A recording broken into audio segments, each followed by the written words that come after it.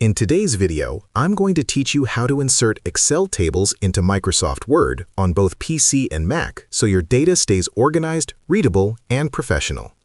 This is especially helpful when you want to include calculations, charts, or neatly formatted tables inside reports, school projects, or business documents. Start by opening your Word document and placing your cursor where you want the Excel table to appear. Go to the Insert tab on the ribbon and click Table.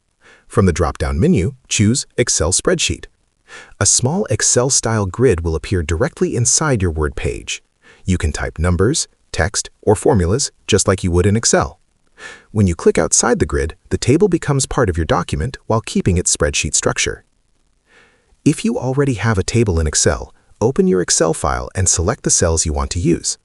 Copy them using Ctrl and C on Windows or Command and C on Mac. Return to Word. Place your cursor where you want the table, then paste using Ctrl and V or Command and V. After pasting, you can choose different paste options. You can keep the original Excel formatting, match the Word style, or link the table so updates in Excel automatically appear in Word. To resize the table, click it and drag the corner handles until it fits your page neatly. You can also adjust column width and row height so everything is easy to read. If the table looks too crowded, try increasing spacing or changing the page orientation to landscape from the Layout tab. When editing an embedded spreadsheet, double-click the table to reopen the Excel tools. This lets you change formulas, update numbers, or adjust formatting without leaving Word. It is a simple way to keep your data accurate and well presented. Inserting Excel tables into Word on PC and Mac helps you combine text and data smoothly, making your documents more informative and professional.